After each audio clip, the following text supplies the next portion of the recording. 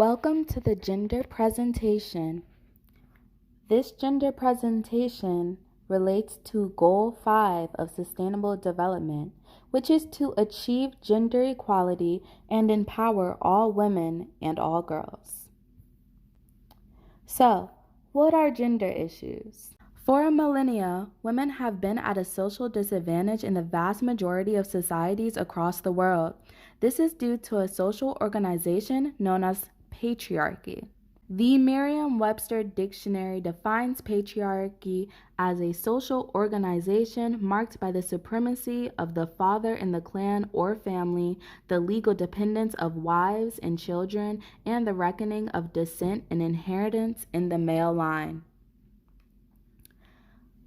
Essentially, patriarchies place high value on men, putting them in a position of dominance and power, while women are viewed as inferior and subordinate. Many believe that these social roles do not exist in first world countries. However, they still manifest in our culture through wage gaps, rape culture, reproductive issues, medical misogyny, unequal political representation, and more. Gender issues in Tampa. In Tampa, statistics show that women are still at a disadvantage socially and economically. Through analysis of sexual assault statistics, wage gap statistics, and abortion legislation, we can see that the general well-being of women is not valued as it should be, especially at a political level. According to a 2010 to 2012 report from the CDC, about 33% of women in Florida have experienced contact sexual violence, and 29% have experienced non-contact sexual harassment. This does not include cases that went unreported, meaning true statistics are likely much higher. Florida has instilled a 15-week abortion ban, but Governor Ron DeSantis has expressed his desire to sign an even stricter pro-life legislation. Providers in Florida can do and do refuse abortion services before 15 weeks as well. According to the Pregnancy Discrimination Act in Florida, employers are not required to provide pregnancy or prenatal leave. Attaining family and medical leave, even through the Family and Medical Leave Act, is extremely difficult and limited. Full-time women workers in the state were paid roughly 83 cents to every dollar a full-time male employee made. Here you can see this chart on sexual assault, both on campus and across the country. Keep in mind, this is only what is reported. Underreported cases are many and varied, and we don't have much information on those statistics. Also, this study was limited to public and private universities, but not places such as offices or corporations, etc. So the actual numbers could be higher. Here are some statistics and visuals. As you can see, vital medical procedures such as abortion are not readily available to women across the states, especially in the South. It is also true that men make far more than women on average, even if the woman is working the exact same job. But what may Christianity have to do with this? For starters, Christianity is an Abrahamic monotheistic religion based on the life and teachings of Jesus of Nazareth. The eternal benevolence and omnipotence of a single God is championed, and followers of the Christian faith believe mankind was made in God's image. It is believed that humans must emulate the behaviors and wills attributed to God and Jesus by way of the holy text, the Bible. Through this dogma, societal norms and political practices have been shaped in many countries around the world. Christianity is currently the most widely practiced religion in the world, and as such is highly influential. Christianity comes in many different forms due to many schisms within the church, producing separate denominations of what is generally considered to be the same faith. The most well-known sectors of Christianity are Roman Catholicism and Protestant Baptists. Another religion we will be covering today is Satanism. Despite what the name may suggest, organized Satanists are actually secular or non-religious. To them, the character of Satan represents man's true nature. Rather than worshiping one or more of the many gods written about by man, they believe in treating ourselves as God. This may seem confusing or self-centered to some, but members describe this mindset as a philosophy to accept our humanity and treat others with empathy.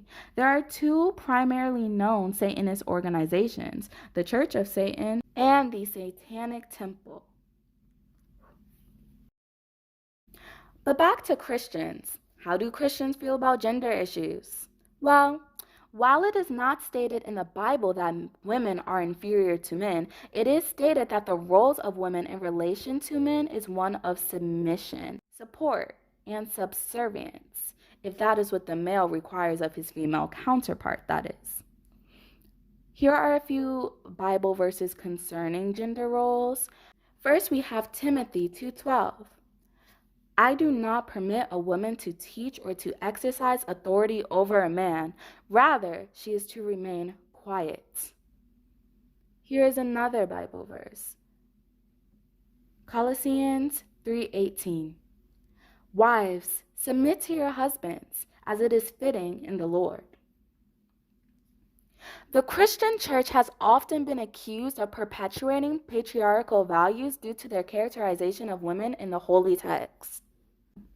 Modern practices such as purity rings and purity balls promote a girl or woman keeping her chastity intact until marriage. However, the underlying theme of these balls is that the girl's sexuality belongs to her father until marriage. Upon then, her sexuality is under the jurisdiction of her husband. These rituals portray an implicit ownership of the girls in question, now belonging to whoever is the most consequential male figure in her life. Practices like these further strip women of their agency and bodily autonomy. But how do Satanists feel about gender issues, you may be wondering? Both the Church of Satan and the Satanic Temple have expressed strong views supporting gender equality and women's empowerment. Rule 5 of the Church of Satan states, do not make sexual advances unless you are given the mating signal. Their website defines the mating signal as a shorthand for the normal adult responses showing that a person might have interest in you sexually. This demonstrates the necessity of consent in sexual interactions and fights against rape culture. The Church of Satan has expressed support for transgender women too, recognizing Magnus Anton LaVey's support of the LGBTQ+ community. Both organizations have spoken out against the overturning of Roe v. Wade. Members of the Satanic Temple have even gone to social media to share resources for people seeking birth control or abortion, and sued state governments for discriminatory reproductive laws. According to Steph Solis and Satanic Temple Goes After Abortion Bans, the organization has initiated multiple lawsuits against states with restrictive laws. They argue that preventing a woman from accessing an abortion infringes on her right to her property and her right to bodily autonomy. How do Christians help gender issues? Christian organizations such as Christians for Biblical Equality International promote equality between women and men in terms of leadership positions, political equity, and personal autonomy. CBE recognizes that the scriptures of Christ have historically been weaponized against women, disenfranchising them at a political level and excusing or even perpetuating direct harm to women at the personal level. Part of CBE's mission includes advocacy.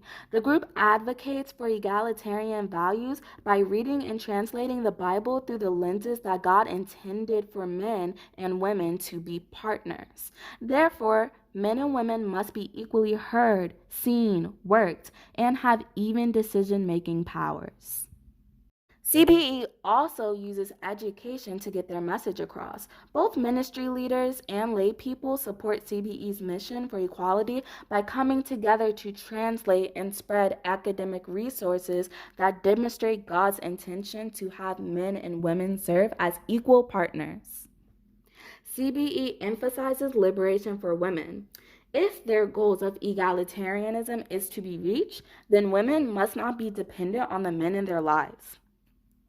Therefore, CBE encourages women to become active by offering scholarships for women pursuing ministry and empowering local chapters worldwide.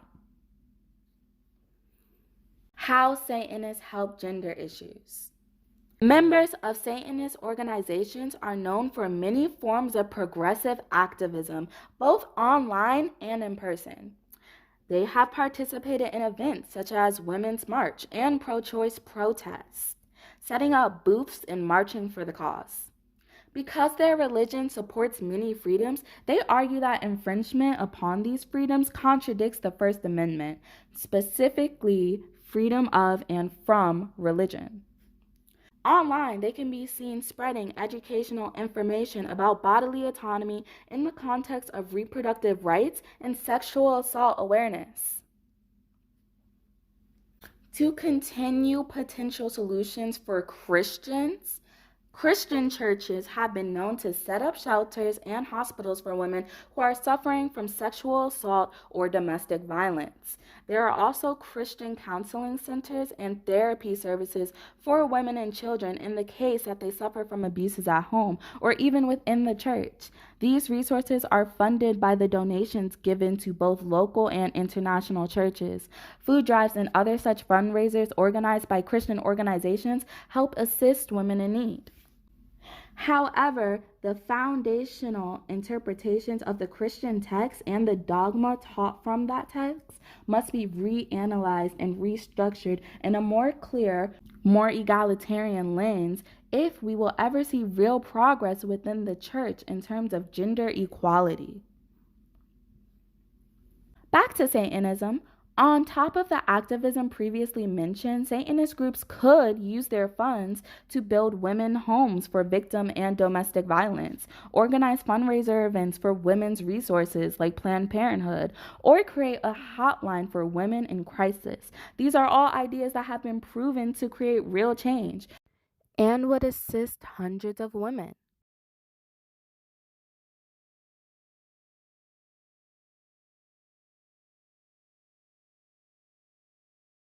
And using their platform to support them would be extremely productive.